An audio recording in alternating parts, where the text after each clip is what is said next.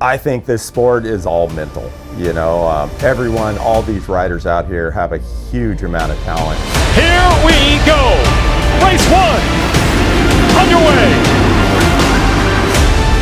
No, to the inside. Ken Roczen with the lead. Plessinger responds, takes it back, and Roczen fights back. Ricky takes the lead back.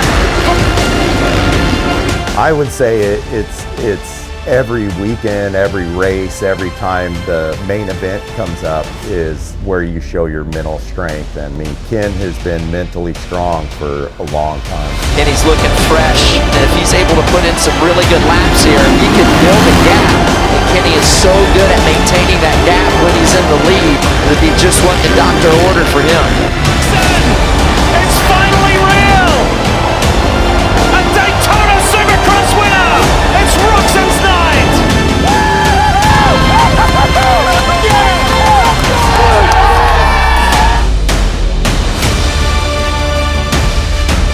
Oh! Roczen! In the sand section!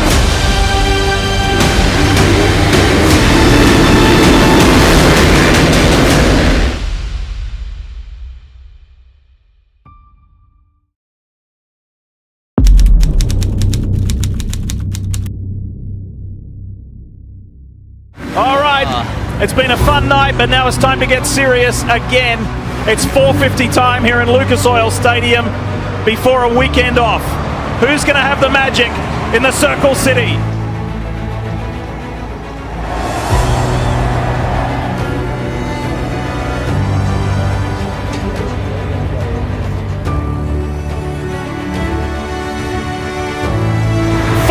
Main. Let's go! They've got a little squirrely. Barsha's on the inside. Barsha, Justin Barsha, and Roczen's been caught up in turn 1. Well, it was a come from behind victory last week for Roczen. That's going to be very difficult to do this week because he's already 13.5 seconds behind race leader Cooper Webb, but he might be able to work his way up. Who knows? Who knows how far? We'll see.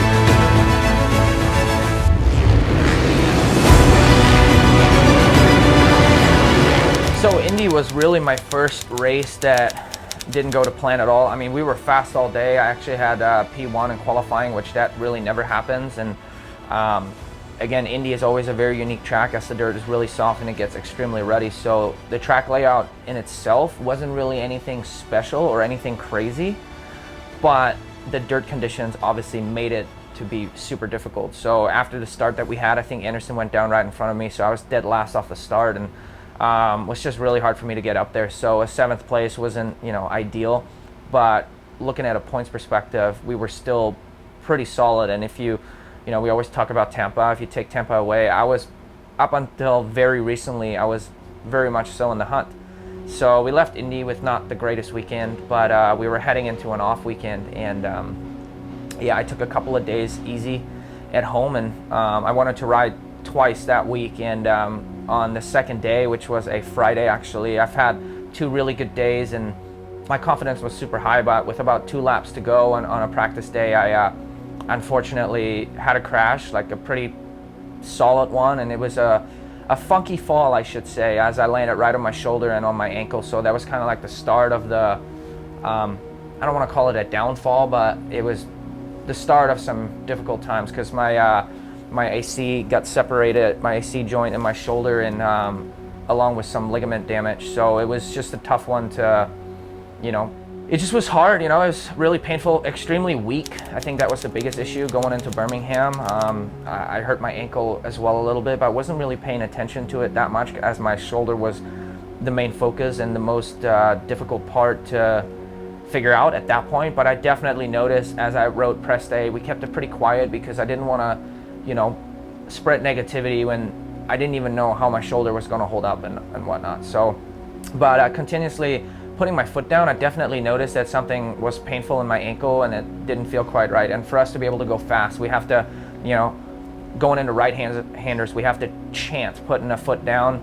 And as the track gets more ruddy, obviously that got more and more difficult to not put my foot down. So we were only concentrating on the shoulder at that point, thinking that the shoulder was the problem, but we didn't know that the ankle was as bad as it was. So the ankle has kind of developed into something bigger than what the shoulder was, and it's held us back for sure. Yeah, we made it through Birmingham though pretty solidly. It was a Triple Crown 2, which wasn't necessarily in our favor, as it is a lot of laps and a lot of racing, and just the strength in my shoulder and arm was definitely not there. But we ended up going pretty solidly through the night, I believe. So for the situation that was given to me, we were pretty happy with it. And ultimately, I was pretty just focusing on recovering, because from then on, or from my injury on, I never rode throughout the week and just showed up on the weekends racing. So it was just not ideal, as to be able to go on the top level, you need a certain connection to everything. And as the weeks went on, that kind of fizzled away a little bit.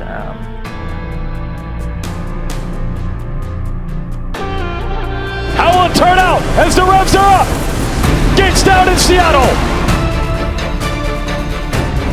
Here's Roczen and Justin Cooper. Keep your eye on the 94 of Ken Roczen. Super explosive early on in these races. Going to be tough for Cooper Webb. He's going to have to put his head down and put in some serious sprint laps. Look at Roczen closing back up on Webb for the lead.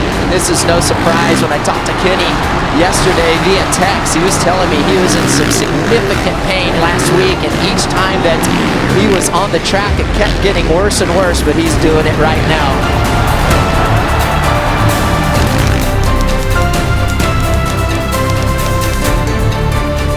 Struggling with that shoulder, so fourth place is great. I'm happy, he raced for the lead and got a little tired, just hasn't been riding and practicing, and just honestly just sitting around trying to heal. So I'm proud of him. I think it was a good night. How do you show up every day? How do you know your situation and still show up?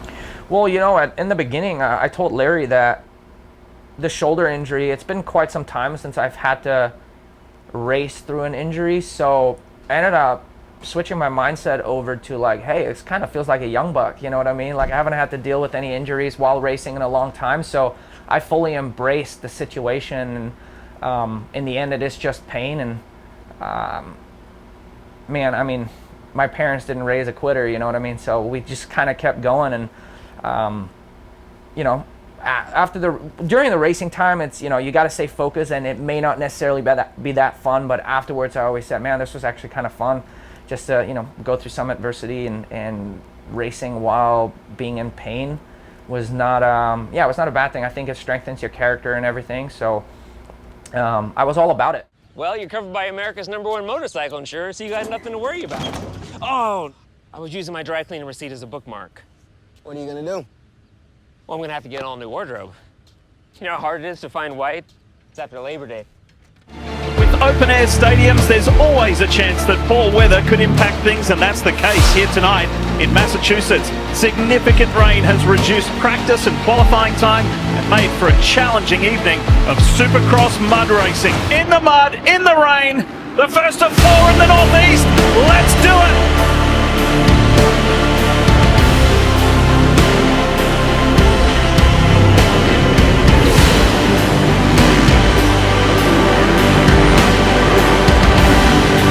The injured Ken Roczen really hanging tough and holding on to that 5th spot.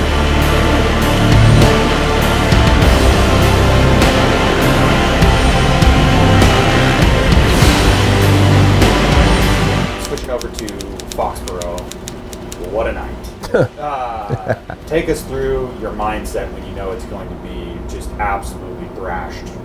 Pure stress. It just, the worry of those motorcycles getting to the finish line just stressed me out. The mud. When it was raining, we could deal with it, but as soon as it stopped raining, I knew we were in trouble. And the conditions were gnarly. Like that race was one of the toughest mud races I've ever seen in Supercross, and I've done this for a long time. And just how thick it was and how difficult the track was to get around, and it was definitely, I don't want to say dangerous, but challenging for sure. Yeah, for right now, it's definitely not how I've imagined the end of my season, like playing out. I want to turn it around and be better on the weekends and you know, try to make it through with positives. But ultimately, we just got to stay injury free as good as we can, and I just really want to avoid doing any more damage as that just it drags out, you know. And I'm really trying to avoid surgery. There is a potential to have surgery, but I feel like as of right now it is stable enough, but I just don't want to do any more damage to it just so it doesn't drag out any longer.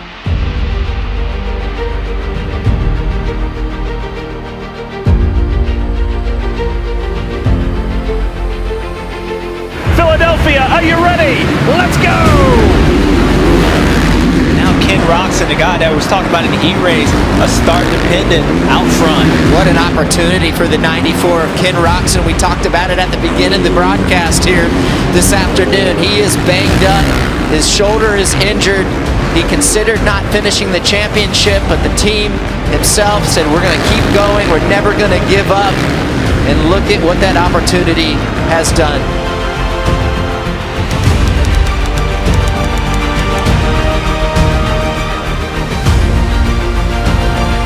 That was awesome. Been really struggling these last couple weeks just with injuries and stuff, and he just kind of rides all day, and then he gets to the main event and the guy just like pins it. It's so amazing, like somebody with that type of talent that can do that. It's impressive, very impressive. Feels as good as a win. We've been going through the mud lately, so yeah, that one felt as good as a win. For him to lead like that, how exciting was it? Man, over halfway too. I think just time, because he's not able to be on the bike during the week.